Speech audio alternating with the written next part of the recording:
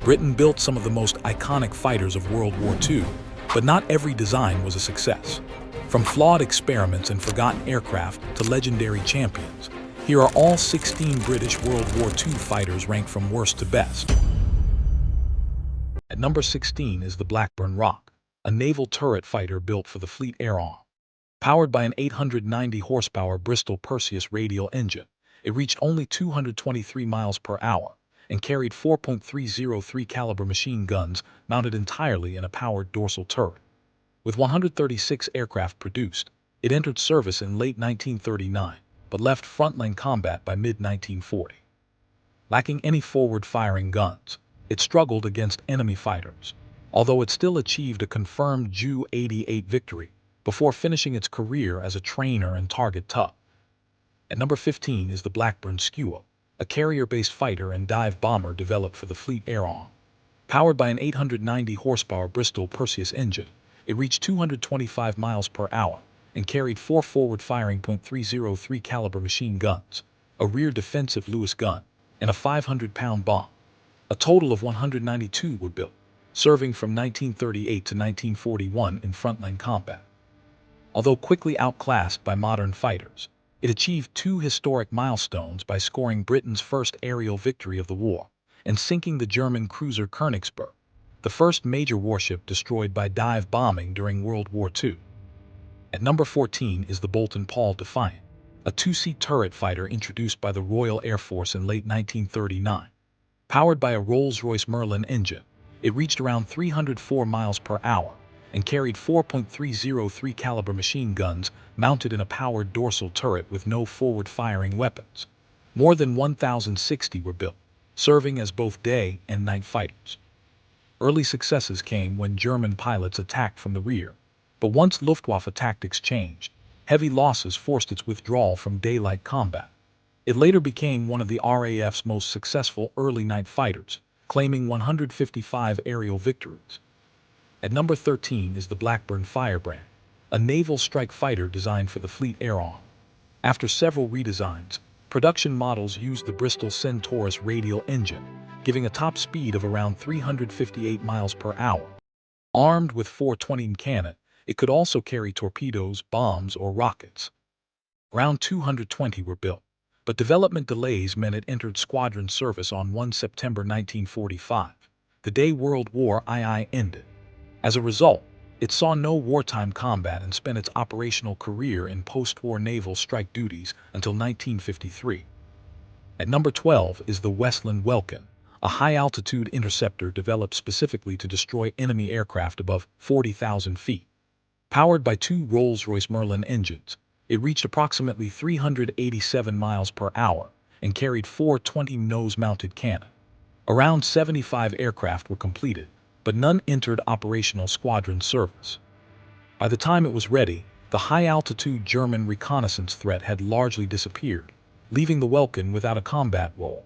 It was instead used for evaluation, high-altitude research, and tactical development. At number 11 is the Fairey Fulmar, a 2-seat naval fighter that served as the Fleet Air Arm's primary carrier fighter during the early years of the war. Powered by a Rolls-Royce Merlin engine, it reached about 272 miles per hour and carried 8.303 caliber machine guns, with some later aircraft fitted with 4.50 caliber guns. A total of 600 were built, serving from 1940 through 1945. Although slower than contemporary land-based fighters, it became the Fleet Air Arm's highest-scoring fighter of the war, credited with more than 110 confirmed aerial victories, while supporting operations from the Mediterranean to the Atlantic. At number 10 is the Westland Whirlwind, a twin-engine heavy fighter that entered Royal Air Force service in 1940. Powered by 2 Rolls-Royce Peregrine engines, it reached a top speed of around 360 miles per hour and carried 4 20-nose-mounted cannon, making it one of the most heavily armed Allied fighters of its time. Only about 114 production aircraft were built because the Peregrine engine program was abandoned. Despite its limited numbers, the Whirlwind proved highly effective in low-level strike missions, earning success against airfields, railways, shipping, and coastal targets throughout the Channel campaign. At number 9 is the Gloster Gladiator, the Royal Air Force's last operational biplane fighter. Powered by an 840 horsepower Bristol Mercury engine, it reached a top speed of about 257 miles per hour and carried 4.303 caliber machine guns. Between 747 and 768 aircraft were built, serving with Britain and numerous allied nations throughout the war. Although already obsolete against modern monoplanes, its maneuverability and reliability allowed it to remain effective in several campaigns. The Gladiator became famous for the defense of Malta and also achieved the type's final aerial victory in Finnish service during 1943. At number 8 is the Bristol Beaufighter, a twin-engine heavy fighter developed from the Beaufort torpedo bomber. Powered by two Bristol Hercules radial engines, it reached speeds of up to 333 miles per hour and carried 4 20 cannon, 6.303 caliber machine guns, plus bombs, rockets, or torpedoes on later variants. A total of 5,928 were built, serving in every major theater of the war. Though less agile than single-engine fighters, it became the Royal Air Force's first highly successful radar-equipped night fighter and later proved equally effective in anti-shipping and ground attack missions. At number 7 is the Fairey Firefly, a two-seat naval fighter and strike aircraft introduced by the Fleet Air Arm in late 1943. Powered by a Rolls-Royce Griffon engine, it reached speeds of around 316 miles per hour and carried 4 20 cannon along with bombs, rockets, or torpedoes. More than 800 wartime examples were produced, with total production later reaching around 1,700 aircraft. Although it arrived during the final stages of the war, the Firefly participated in attacks against the Tirpitz, supported operations in the Pacific, and later continued service during the Korean War. At number 6 is the Hawker Hurricane, the Royal Air Force's most numerous frontline fighter during the early years of World War II. Powered by a Rolls-Royce Merlin engine, it reached speeds of around 340 miles per hour and was armed with 8.303 caliber machine guns, while later variants carried 4 20 cannon or 12 machine guns. More than 14,500 were built, serving throughout the entire war. Although overshadowed by the Spitfire in performance, the Hurricane destroyed the majority of German aircraft during the Battle of Britain and proved reliable across every major theater of the conflict. At number 5 is the Hawker Typhoon, a fighter originally designed as the Hurricane's replacement before becoming one of the Royal Air Force's most effective ground attack aircraft.